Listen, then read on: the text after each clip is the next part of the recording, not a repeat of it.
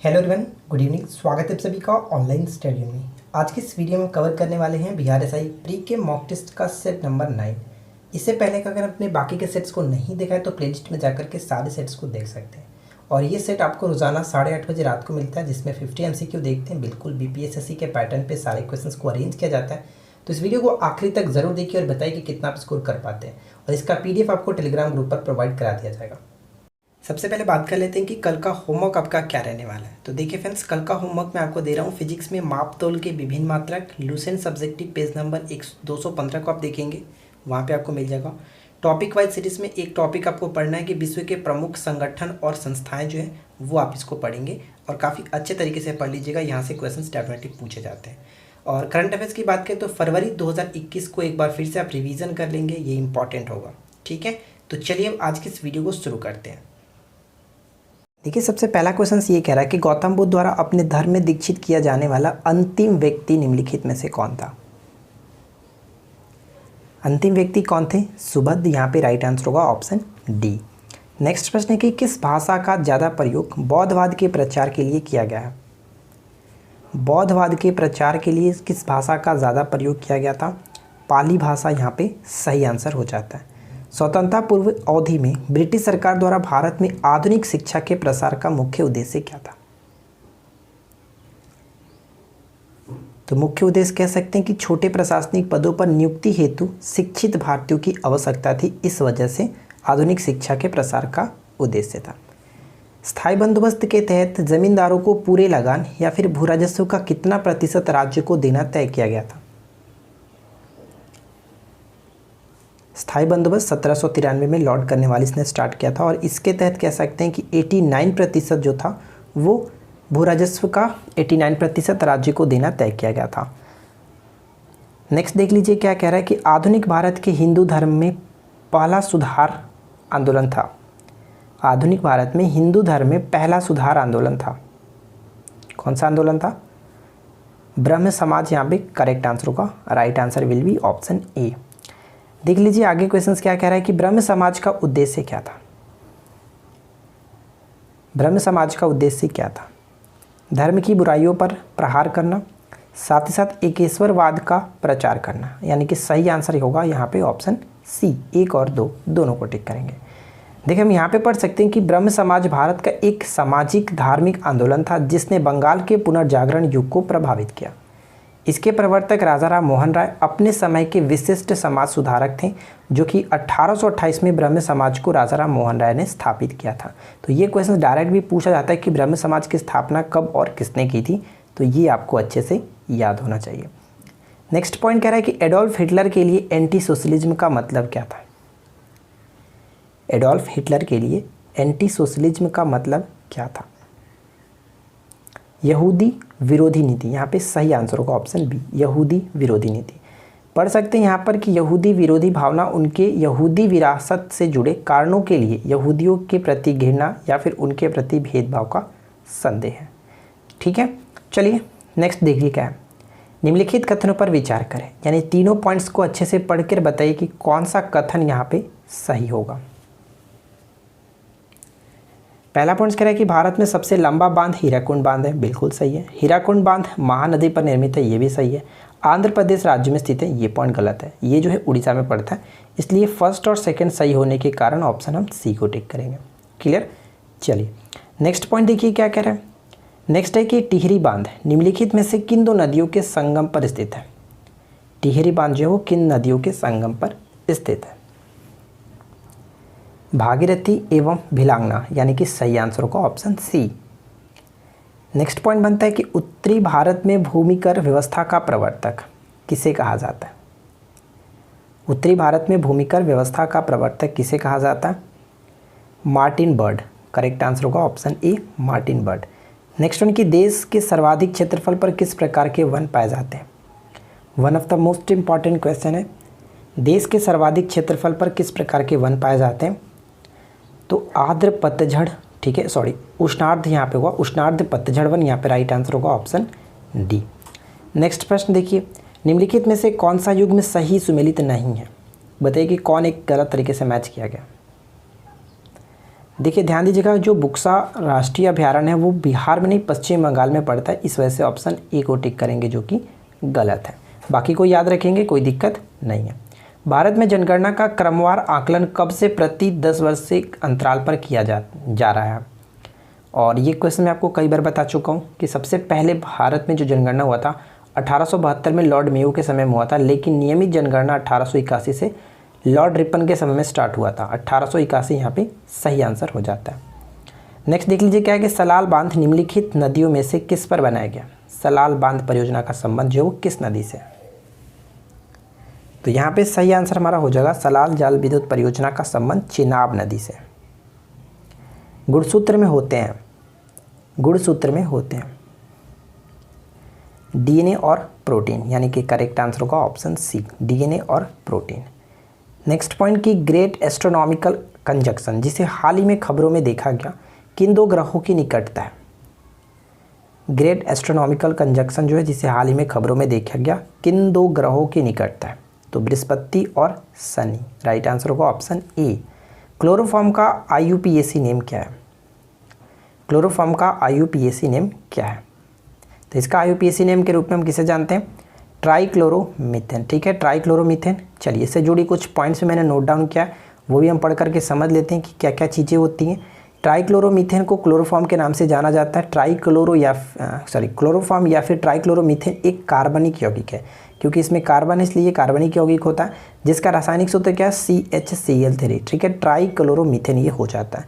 यह एक रंगहीन और सुगंधित तरल पदार्थ होता है जिसे चिकित्सा क्षेत्र में किसी रोगी को शल्य क्रिया किए जाने के लिए मूर्छित करने हेतु निश्चेतक के रूप में प्रयोग किया जाता है।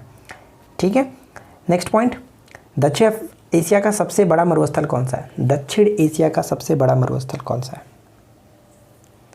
तो ध्यान दीजिएगा फ्रेंड्स, दक्षिण एशिया का सबसे बड़ा मरुस्थल कह सकते हैं थार, जिसका अधिकांश हिस्सा भारत के राजस्थान में पड़ता है और कुछ हिस्सा इसका पाकिस्तान में आता है। नेक्स्ट पॉइंट है कि किसी एक सामान्य व्यक्ति के रक्त का पीएच स्तर क्या होता है?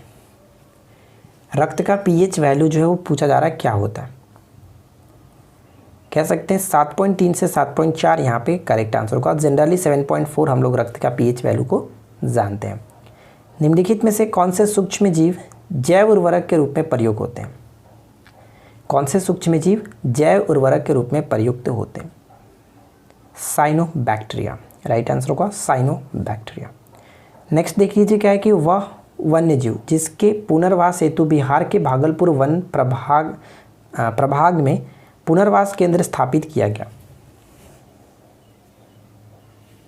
वन प्रभाग में पुनर्वास केंद्र स्थापित किया गया और वो क्या है? कछुआ। राइट आंसर होगा बी। देखिए यहाँ पे हम पढ़ सकते हैं कि बिहार सरकार द्वारा भागलपुर वन प्रभाग में कछुओं के लिए प्रथम पुनर्वास केंद्र स्थापित किए जाने प्रस्तावित किया गया। यह राज्य में मीठे पानी में रहने वाले कछुए के पुनर्वास के लिए प्रथम सेवा केंद्र होगा। नेक्स्ट पॉइंट है कि बिहार का अधिकांश क्षेत्र आच्छादित है। बिहार का अधिकांश क्षेत्र आच्छादित है कछारी मिट्टी से। बी को टिक करेंगे, कछारी मिट्टी से। नेक्स्ट पॉइंट देखिए क्या है कि पिछड़ी जाति आयोग के प्रथम सभापति कौन थे? पिछड़ी जाति आयोग के प्रथम सभापति कौन थे? काका साहब कालेलकर, यहाँ पे करेक्ट आंसर होगा बी। नेक्स्ट वन, भारतीय संविधान के किस अनुच्छेद के अंतर्गत लोकसभा में अनुसूचित जातियों के आरक्षण का प्रावधान किया गया? अनुसूचित जातियों के आरक्षण का प्रावधान किया गया लोकसभा में। तो लोकसभा में हम कह सकते हैं 330 होता है। ठीक है, 330, जबकि विधानसभा में 332 होता है। तो यहाँ पे राइट आंसर होगा ऑप्शन ए, एससी और एसटी के सीटों के आरक्षण के बारे में बात कही गई है। 12वीं पंचवर्षीय योजना के दौरान कृषि एवं सहायक क्षेत्रों के लिए निम्न में से किस एक औसत वार्षिक विकास दर लक्ष्य रखा गया था? ध्यान दीजिएगा, कृषि और सहायक क्षेत्र की बात की जा रही है। तो कृषि के लिए हम यहाँ पे कह सकते हैं 4%। ठीक है, 4% करेक्ट आंसर है ऑप्शन सी। नेक्स्ट पॉइंट की निम्न में से कौन सा एक मनरेगा का उद्देश्य है? ध्यान दीजिएगा फ्रेंड्स, मनरेगा का उद्देश्य हम कह सकते हैं क्या होगा यहाँ पे? करेक्ट आंसर होगा ऑप्शन डी, उपरोक्त में से कोई नहीं। क्योंकि मनरेगा का संबंध हम कह सकते हैं कि भारत का एक रोजगार गारंटी योजना है जिसे 2005 में विधानसभा द्वारा अधिनियमित किया गया था। ठीक है, और इसके अंतर्गत क्या होता है कि पूरे साल में 365 दिनों में से 100 दिनों तक, कम से कम 100 दिनों तक रोजगार देना है। नेक्स्ट पॉइंट क्या है कि अतः सदैव सहमति के साथ और अक्सर वाणिज्य मंडल के निर्देशों पर भारत सरकार चलती है और इसे व्हाइट मैन बर्डन कहा जाता है। यह किसने कहा था? तो ये किसने कहा था? सच्चिदानंद सिन्हा ने। ऑप्शन सी यहाँ पे सही आंसर है। नेक्स्ट पॉइंट कि निम्न तत्वों में से किसमें न्यूट्रॉन नहीं होता है? न्यूट्रॉन नहीं होता है। तो हाइड्रोजन में न्यूट्रॉन नहीं होता है। ठीक है, हाइड्रोजन में न्यूट्रॉन नहीं होता है। देखिए नेक्स्ट पॉइंट है कि EEG यानी कि इलेक्ट्रोइंसिफेलोग्राम निम्न में से किसकी निगरानी के लिए उपयोग होता है? कभी कभी ये पूछा जाता है कि EEG का संबंध किससे है, तो सही आंसर क्या होगा? इंसिफेलोग्राम राइट आंसर होगा। ऑप्शन हम डी को टिक करेंगे, मस्तिष्क से। ठीक है, मस्तिष्क से। और एक होता है EEC इलेक्ट्रोकार्डियोग्राफ। ठीक है, तो उसका संबंध हृदय से होता है, वो ध्यान रखेंगे। नेक्स्ट पॉइंट कह रहा है कि सही कथन चुनिए। तो चारों पॉइंट्स को पढ़ करके बताइए कि सही क्या होगा। देखिए सही हम कह सकते हैं कि लाल प्रकाश का तरंगदैर्घ्य बैंगनी प्रकाश से ज़्यादा होता है। मैंने आपको बताया था ये कि अगर श्वेत प्रकाश को प्रिज्म से गुजारते हैं तो 7 रंगों में विभक्त होता है। तो कहने का मतलब ये हुआ कि बैंगनी यहाँ पे है और रेड कलर यहाँ पे, यानी कि जो कम स्कैटरिंग करता है उसका तरंगदैर्घ्य ज़्यादा होता है। तो हम देख सकते हैं कि ज़्यादा जो छितराता है यानी कि स्कैटरिंग करता है वो क्या है? Violet colour. तो इसका तरंगदैर्घ्य कम होगा अपेक्षा रेड कलर से। तो सही आंसर होगा ऑप्शन बी। नेक्स्ट पॉइंट है कि 40 डिग्री सेल्सियस का मान फ़ारेनहाइट स्केल में कितना होता है? 40 डिग्री सेल्सियस का। तो आपको सेल्सियस और फ़ारेनहाइट में जो रिलेशन होता है वो आपको याद होना चाहिए। तो क्या होता है? C/5 = F - 32/9। यही तो होता है। अगर मैं C के जगह पे यहाँ पे 40 रखता हूँ तो 5 से डिवाइड होगा यानी 8, और यहाँ पे 9 से मल्टीप्लाई हो गया, क्रॉस मल्टीप्लिकेशन, और माइनस में 32 जो होगा राइट साइड में लेफ्ट में ला दूंगा तो ये आपका प्लस में होगा, यानी कि 9 8 72 और 32 को जोड़ देंगे तो 104 फ़ारेनहाइट। करेक्ट आंसर होगा ऑप्शन ए। ठीक है, तो इस रिलेशन को आप याद रहिएगा, C/5 = F - 32/9। आइंस्टीन को नोबेल प्राइज़ किस कार्य के लिए दिया गया था? इनको नोबेल पुरस्कार 1921 में मिला था। किस कार्य के लिए? तो प्रकाश विद्युत प्रभाव को काफ़ी अच्छे तरीके से इन्होंने व्याख्या किया था इस वजह से। नेक्स्ट पॉइंट कि स्वच्छ सर्वेक्षण 2020 वार्षिक स्वच्छता सर्वेक्षण का कौन सा संस्करण था? तो आपको पता है कि ये 2016 से इसको स्टार्ट किया गया था और इस वर्ष जो था यानी कि पिछले वर्ष ये 5वां संस्करण था। करेक्ट आंसर होगा ऑप्शन बी। अगला प्रश्न देखिए क्या कह रहा है कि किस राज्य ने परिवार पहचान पत्र नामक एक विशिष्ट पहचान पत्र की शुरुआत की है? तो यहाँ पे करेक्ट आंसर होगा ऑप्शन सी, हरियाणा की सरकार ने ऐसा शुरू किया। सी को टिक करेंगे। ग्राम पंचायत प्रणाली 3 स्तर के होते हैं, तो बताइए कि ब्लॉक स्तर डैश होता है।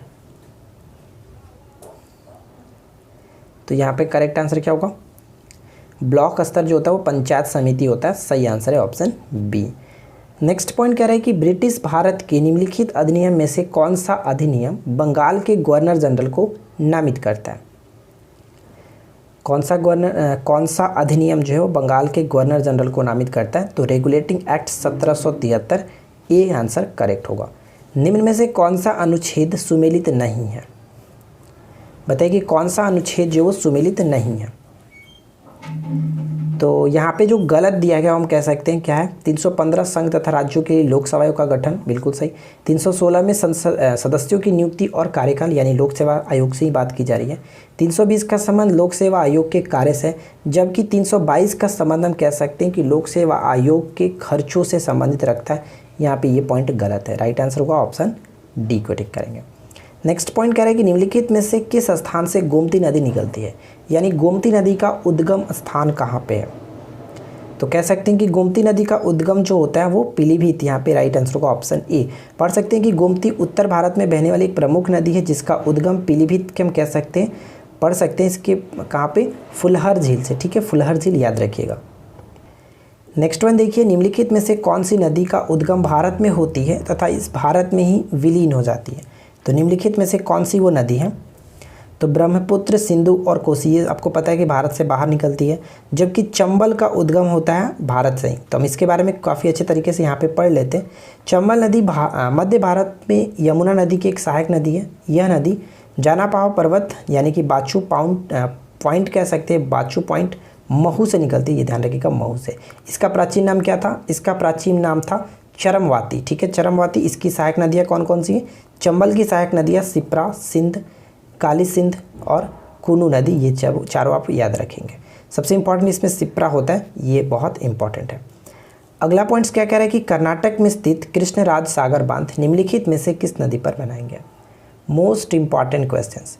कृष्णराज सागर बांध जो किस नदी पर बनाया गया? तो ऑप्शन ए को टिक करेंगे, कावेरी नदी पर यह बनाया गया। अगला पॉइंट, बॉम्बे क्रॉनिकल पत्रिका के संस्थापक कौन थे? बॉम्बे क्रॉनिकल पत्रिका के संस्थापक कौन थे? फिरोज शाह मेहता यहाँ पे करेक्ट होगा, ऑप्शन बी, फिरोज शाह मेहता। और ये पुस्तक इन्होंने ये जो समाचार पत्र इन्होंने कब लॉन्च किया था? अंग्रेजी भाषा में 1913 में। सूची 1 को सूची 2 के साथ सम्मिलित करना है, तो बताइए कौन किसके साथ सही तरीके से मैच होगा? इंडियन मिरर ध्यान रखेंगे केशव चंद्र सेन के साथ, यानी ए का फर्स्ट के साथ तो मिल रहा है। चलिए, बहुत सारा मिल रहा है। तत्वबोधिनी पत्रिका की बात करें तो देवेंद्रनाथ टैगोर, 2 का सी के साथ, तो 2 का सी के साथ यहाँ पर मिल रहा है, तो सही आंसर भी ऑप्शन बी हो जाता है। इंडिपेंडेंट की बात करें तो मोतीलाल नेहरू ने इसको लिखा था, और कॉमरेड की बात करें तो मोहम्मद अली के साथ यहाँ पे मैच होगा, तो कुल मिलाकर ऑप्शन बी हमारा सही है। नेक्स्ट पॉइंट क्या कह रहा है कि राज्य सूची में दिए गए किसी भी विषय पर केंद्र को कानून बनाने का अधिकार है। राज्य सूची के विषय पर केंद्र को कानून बनाने का अधिकार कब है? तो अंतर्राष्ट्रीय संधियों तथा समझौतों को लागू करने के लिए, यदि राज्यसभा 2/3 बहुमत से यह प्रस्ताव पारित कर दे कि ऐसा करना राष्ट्रीय हित में है, यदि 2 या अधिक राज्य संसद को ऐसा करने के लिए अनुरोध करे। यानी कुल मिलाकर यहाँ पे बात करें तो ऑप्शन डी करेक्ट होगा, उपरोक्त सभी मामलों में ऐसा किया जा सकता है। ठीक है, नेक्स्ट पॉइंट है कि 2 या उससे अधिक क्षेत्रीय परिषदों की अध्यक्षता कौन करता है? क्षेत्रीय परिषदों की अध्यक्षता कौन करता है? तो केंद्रीय गृह मंत्री, यहाँ पर डी को टिक करेंगे। नेक्स्ट पॉइंट देखिए कि केंद्र सरकार राजकोषीय संबंधों के प्रसंग में निवल कर प्राप्तियों के वितरण एवं विनिधान के मुद्दों पर भारत के राष्ट्रपति को अनुशंसा करने का कार्य जो है कौन करता है? केंद्र राजकोषीय संबंधों पे। तो इसमें कुछ भी ज़्यादा नहीं पढ़ने की जरूरत था। केंद्र और जो राजकोषीय संबंधों की बात की जाती है तो वित्त आयोग का संबंध यहाँ पे होगा, ऑप्शन हम डी को टिक करेंगे। वित्त आयोग का गठन आर्टिकल 280 के तहत होता है, राष्ट्रपति 5 वर्षों के लिए करते हैं। नेक्स्ट पॉइंट कि निम्न में से कौन सा कथन सही नहीं है? तो अच्छे से पढ़िए और बताइए कि कौन सही नहीं है। तो यहाँ पे सही नहीं होगा क्या? यदि कोई राज्य जो है नीति निषेधक तत्वों को लागू नहीं करता है तो उसके खिलाफ कोर्ट में केस दर्ज किया जाएगा। ये पॉइंट गलत कहा जा रहा है, लेकिन बाकी में कोई दिक्कत नहीं, आप इसको अच्छे से याद रखिएगा। यहाँ पे एक पॉइंट्स मैं आपको बताता हूँ, गांधीवादी जो सिद्धांत भी नीति निषेधक तत्व है, बिल्कुल सही। तो ये ध्यान रखिएगा फ्रेंड्स कि 40, 43, 46, 47 और 48 ये सभी जो आर्टिकल हैं, जो अनुच्छेद हैं, वो गांधीवादी सिद्धांत के अंतर्गत आते हैं, तो इसको आप याद रखिएगा। ठीक है, और राज्य के नीति निषेधक आयरलैंड के सिद्धांत से लिया भी गया है, तो ये ध्यान रखिएगा। करेक्ट आंसर होगा ऑप्शन ए। नेक्स्ट पॉइंट है कि नगरीकरण और औद्योगिकरण हानिकारक है। क्यों हानिकारक है? नगरीकरण और औद्योगिकरण हानिकारक है क्योंकि संतुलन विकास के लिए भी हानिकारक है, पर्यावरण और पारिस्थितिकी के लिए भी, जैविक विविधता के संरक्षण के लिए भी। ऑप्शन डी करेक्ट होगा। नेक्स्ट देखिए कि राष्ट्रीय कोरल रीफ अनुसंधान केंद्र कहाँ स्थित है? राष्ट्रीय कोरल रीफ अनुसंधान केंद्र कहाँ स्थित है? तो ये कहाँ पे पड़ता है? अंडमान व निकोबार द्वीप समूह में। Option A will be correct answer. Next point, Sarkaria आयोग किसके अध्ययन के लिए गठित किया गया था? सरकारिया आयोग का गठन किसके लिए किया गया था? केंद्र राज्य संबंध के लिए। ऑप्शन बी यहाँ पे सही है। देखिए कुछ पॉइंट्स हैं जो कि एग्जाम्स में अक्सर पूछ जाते हैं कि सरकारी आयोग का गठन भारत सरकार ने कब किया था? जून 1983 में। इसके अध्यक्ष सर्वोच्च न्यायालय के सेवानिवृत्त न्यायाधीश न्यायमूर्ति रणजीत सिंह सरकारिया थे। और अगर बात करें कि इसका कार्य क्या होता है, तो इसका कार्य भारत में केंद्र राज्य संबंधों के संबंधित शक्ति संतुलन पर अपनी संस्तुति देना था। ठीक है, आगे बढ़ते हैं और इस वीडियो का आखिरी प्रश्न भी है। बताइए कि एजोला बहुधा जैव उर्वरक के रूप में प्रयोग किया जाता है क्योंकि इसका सहचारी है। इसका सहचारी क्या है? नीलहरित शैवाल। तो यहाँ पे सही आंसर होगा ऑप्शन ए। तो हम लोगों ने 50 क्वेश्चंस को कवर किया। आप जल्दी से कमेंट्स करके ये बताइए कि आउट ऑफ 50 से आपकी स्कोरिंग क्या रही। वीडियो कैसी लगी ज़रूर बताएं। वीडियो अच्छी लगी हो तो लाइक कर दीजिएगा, अपने दोस्तों के साथ शेयर कर दीजिएगा। और क्यूज का क्वेश्चन आपके लिए ये रहा, बहुत इंपॉर्टेंट क्वेश्चन है। अमृत बाजार पत्रिका की स्थापना किसने की थी? ये क्वेश्चन बहुत बार पूछा भी गया, पिछली बार भी एसआई मेंस में पूछा गया था। तो बताइए फ्रेंड्स कि अमृत बाजार पत्रिका की स्थापना किसने की थी। तो हम मिलते हैं आपके साथ किसी और वीडियो में नेक्स्ट टॉपिक के साथ। Thanks for watching, keep learning, have a good day.